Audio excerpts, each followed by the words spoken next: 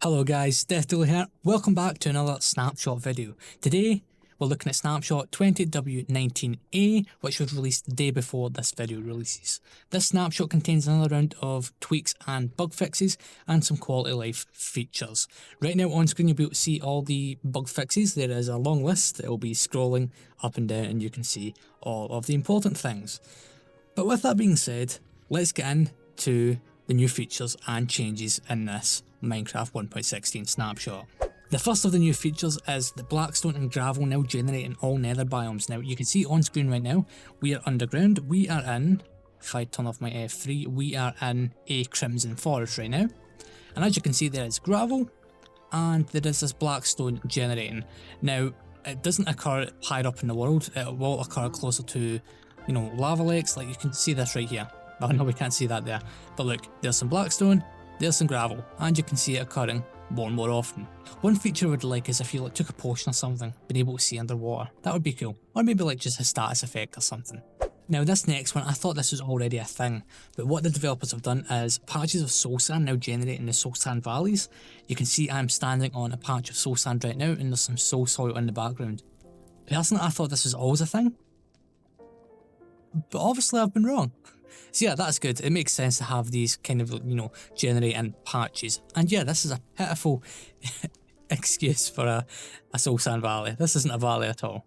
Next up, we have something a little bit different. So what we need to do is we need to spawn a strider for this. This is actually my first time doing this. Now there is a new statistic, which is basically distance by strider. So if we just get on, and we need a... what's the thing? I can't remember the thing of it.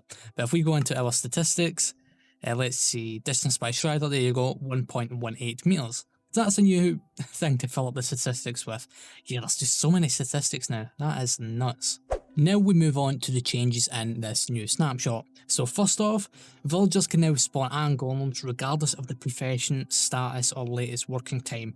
I haven't noticed any problems with this up until this point, but I know lots of other people in the community have. So I'm glad this has been fixed, finally. Also, this village looks really cool. I've never seen one in this type of biome. The next change that has been implemented is that bastions or bastion remnants, as are more commonly known, are now a little bit less common, which is a great thing considering the fact that they have spawners, which, if they generate a lot, that can be a little bit overpowered, so I'm glad they've changed this. Also, I love the look of these things. They just look so cool. I look forward to playing with this stuff on the Timecraft server whenever this update releases, which hopefully should be soon. Next on the list, the amount that weeping and twisting vines grow in bone meal has been reduced drastically. Before you could use a piece of bone meal and it grow to an enormous length. So let's just demonstrate this a little bit. See, it is a lot more realistic. Obviously it's being stopped by all of these things. Yeah, I think it grows anywhere between 1 and 5 from the looks of it. And then if we do it up here with these ones as well, let's just drop that down. Yeah, that's not so bad. That's not so bad either. So yeah, it's roughly between 1 and 5, which is a great change. So for the next one, we need to be in survival mode for this. I'm a little bit nervous because I haven't done this before. This is my first time doing one of these snapshot things. But yeah, so for the next one, you now need to use shears to get an item when breaking nether sprouts. So if we do this, there you go, you get your roots and all of that stuff. Whereas before, if you do that... Okay, interesting. Right now, I'm actually testing this on the wrong things. So I'm a bit of a derp, I tested that on the wrong thing. This is what we want to do it to. So if we break these... Oh, I'm in survival wrong mode. Okay, let's just do that. There we go. Yeah, as you can see, I don't know what I'm doing at all. But yeah, you use those, and if we break, as you can see, nothing happened. Alright, there we go. Next on the list, the way mobs spawn now more closely adhere to the mob caps. So yeah, mob spawning has basically been improved. This will lead on to another point which I'll focus on in a few moments. Biome distribution in Nether has also been tweaked, so if you've been planning out a Nether build up until now and you're using an old seed, or if you're using a new one, you may want to look at the locations for your farms and things because the biomes have changed once again. This is a bit of an inconvenience for some people, but yeah, having things more balanced is generally a better thing. Okay, so this point here is for the technical changes, which is leading on from what we were talking about with the mob caps earlier on. So fish now have their own mob category and mob cap, which is fantastic. It means that if you're working on, say, what do you call it, a squid farm, the fish won't take up the same mob cap, so you'll get more squid, which is very nice. But if we press F3 right now, and if you look right here, this is basically your mob caps. So I don't actually know what this number is, what that stands for. This is for monsters. This is for creatures. These are your like kind of ambient things, so I guess that's like bats and things like that. We've got 2 for water right here, and then 1 for monsters. So the 2 for water, I assume 1 is for the squids, which will be the lower number, because squids don't spawn anywhere near as frequently. And then the second one will be for fish.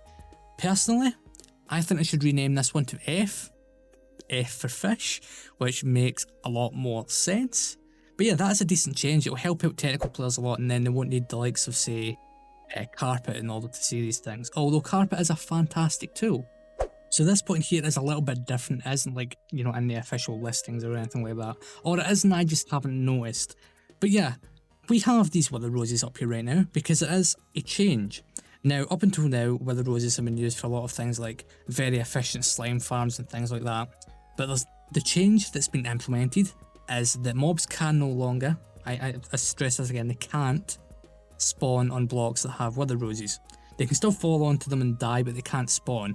So the likes of your wither rose powered slime farms and everything will no longer work. It's funny because me, Splashes and Rustic from the Timecraft server were talking about making a slime farm alone today that would use these things. And since this update has came out,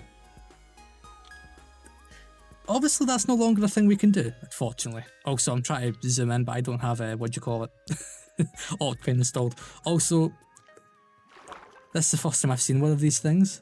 They look really cool. I love the look of these things. But yeah, that will do it for this snapshot video. It's been a little bit different. It's different to what I normally do. But yeah, let me know what you think of it. I want to change up my, style a little bit, obviously. And I'm trying not to ramble on here because I don't want the video to be too long.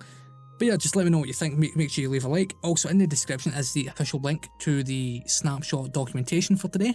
It's from Minecraft.net, so if you're curious about this stuff and you want to read into each of the changes and bug fixes, make sure you go and check that link. Thank you all for watching the video. If you haven't already, subscribe to the channel to be notified of all future videos. On the left at the top, you'll see a video that I think you should watch next, and at the bottom you'll see a video that YouTube wants you to watch. Thanks for watching.